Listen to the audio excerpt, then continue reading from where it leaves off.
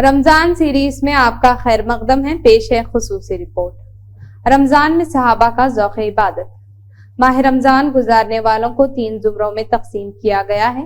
ایک وہ جس کے لیے اس مہینے اور سال کے دوسرے مہینوں کے درمیان کوئی فرق نہیں ہوتا، یہ ناکام و نامراد لوگ ہوتے ہیں۔ دوسرے وہ جو عابد ہیں، صرف عبادت کرتے ہیں، اس مہینے کا ثواب تو ان کو ملتا ہے، لیکن رمضان کا مہینہ گزرتے ہی ان کا جوش و خروش ختم ہو جاتا ہے اور وہ اپنی گزشتہ زندگی کی طرف لوٹ آتے ہیں۔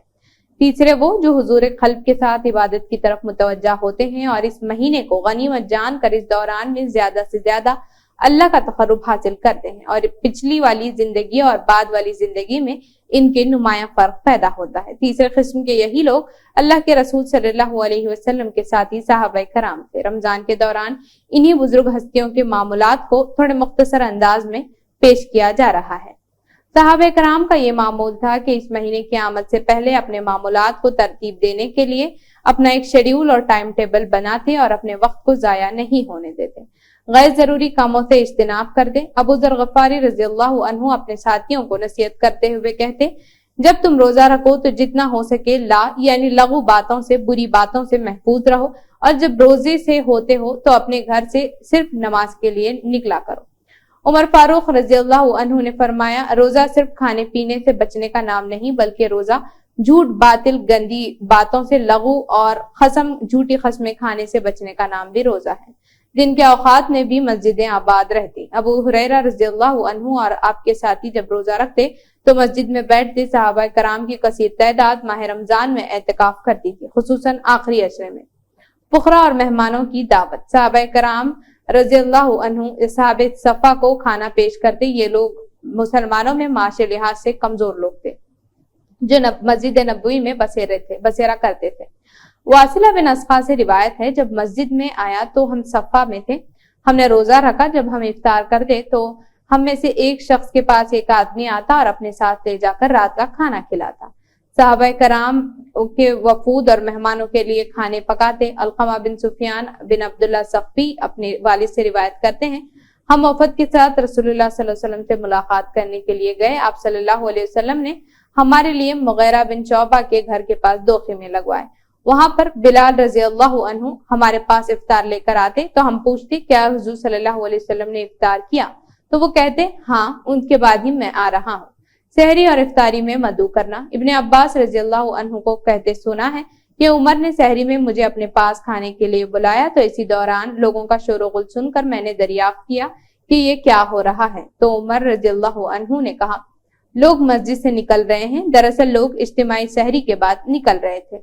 عبداللہ بن مسعود رضی اللہ عنہ کے ساتھ کبھی آپ کے شاگرد سحری کھایا کرتے تھے، چاہے وہ کچھ تھوڑا بہت بھی کیوں نہ ہو، اور وہ سحری تاخیر سے کیا کرتے تھے۔ ابن ابی شیبہ نے عامر بن مطر سے روایت کیا ہے کہ انہوں نے کہا، میں عبداللہ کے پاس ان کے گھر گیا تو انہوں نے اپنی سحری سے کچھ کھانا نکال کر دیا، تو ہم لوگوں نے سحری کھائی اور نماز کے لیے اقامت کہی گئی تو ہم نکلے اور آپ کے ساتھ نماز پڑھی۔ تلاوت کی کثرت۔ صحابہ کرام رمضان میں قرآن کی تلاوت کثرت سے کرتے، بلکہ بعض صحابہ تو اپنے کاروبار اور دوسری چیزوں سے فارغ ہو جاتے اور اسی کو اپنا مشغلہ بنا دیتے۔ مروزی نے قاسم سے روایت کیا ہے، ابن مسعود پورا قرآن ایک جمعے سے دوسرے جمعے تک ختم کرتے اور رمضان میں ہر 3 دن میں ایک ختم کرتے، اور دن میں بہت ہی کم قرآن ختم کرنے میں مدد لیتے۔ سیدہ عائشہ کا یہ معمول تھا، وہ رمضان میں دن کے شروع حصے میں قرآن کی تلاوت کرتی اور جب سورج طلوع ہوتا تو سو جاتی۔ رمضان میں تلاوت قرآن کے سلسلے میں سلف کے طریقے کی مناسبت سے ایک اختصاص پیش ہے۔ ابن رجب نے رمضان میں تلاوت قرآن سے سلف کے شدید تعلق کو بیان کرتے ہوئے کہا، بعض سلف رمضان کے قیام اللیل میں ہر 3 رات میں ایک ختم کرتے اور بعض 7 راتوں میں ایک قرآن ختم کرتے تھے۔ رات کے معمولات۔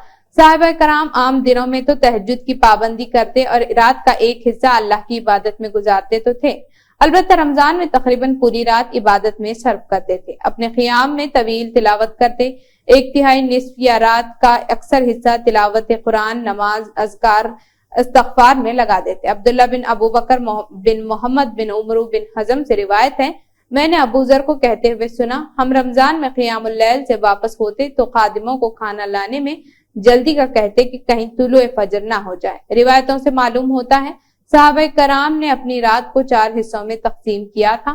عام طور پر آدھی رات نماز میں جاگتے اور ہر 4 رکعت کے درمیان وضو کے مقدار تک آرام کرتے۔ مروزی نے حسن بصری سے روایت کیا ہے، عمر بن خطاب نے ابھی کو رمضان میں لوگوں کی امامت کا حکم دیا تھا تو انہوں نے امامت کی تھی۔ وہ 1/4 رات سوتے اور 2/4 رات نماز پڑھتے اور 1/4 رات باقی رہنے پر اپنی سحری اور ضرورتوں کے لیے واپس چلے جاتے۔ بہقی وغیرہ نے صاحب بن یزید سے روایت کیا ہے، عمر بن خطاب کے نماز زمانے میں صحابہ کرام رمضان کے مہینے میں 20 رکعت نماز پڑھتے تھے اور عثمان بن عفان کے زمانے میں طویل قیام کی وجہ سے اپنے اصحاب پر ٹیک لگاتے۔ عبد الرحمن بن عراق کے والد سے روایت ہے کہ میں نے رمضان میں لوگوں کو پایا کہ وہ طویل قیام کی وجہ سے اپنے لیے رسیاں باندھتے تھے تاکہ اس سے سہارا لیں۔ آخری عشرے میں عبادت میں صحابہ کرام کی جدوجہد بے انتہا بڑھ جاتی تھی، خود بھی عبادت میں مصروف ہوتے، اپنے گھر والوں کو جگاتے۔ عبداللہ بن عمر آخری عشرے میں اپنے گھر والوں کو تلقین کرتے، جگایا کرتے، جیسے کہ رسول صلی اللہ علیہ وسلم کرتے تھے۔ مجاہد سے روایت ہے، عمر آخری عشرے میں اپنے گھر والوں کو جگاتے تھے۔ سحری میں صحابہ کرام کا معمول تھا کہ تاخیر سے کرتے۔ روایتوں سے معلوم ہوتا ہے کہ سحری ختم کرنے اور فجر کی اذان میں 50 سے 60 آیتوں کا فصل رہتا۔ اگر کھانے کو کچھ نہ ہوتا تو گھونٹ پانی ضرور پیتے، کیونکہ سحری اس امت کی خصوصیت ہے۔ افطار میں صحابہ کا معمول یہ تھا کہ مغرب کی اذان ہوتی تو کھجور کھا لیتے، کھجور نہ ملتی تو پانی سے افطار کرتے یا جو بھی میسر آتا اس سے پہلی فرصت میں افطار کرتے اور افطار کے وقت مسنون دعاؤں کا اہتمام کرتے۔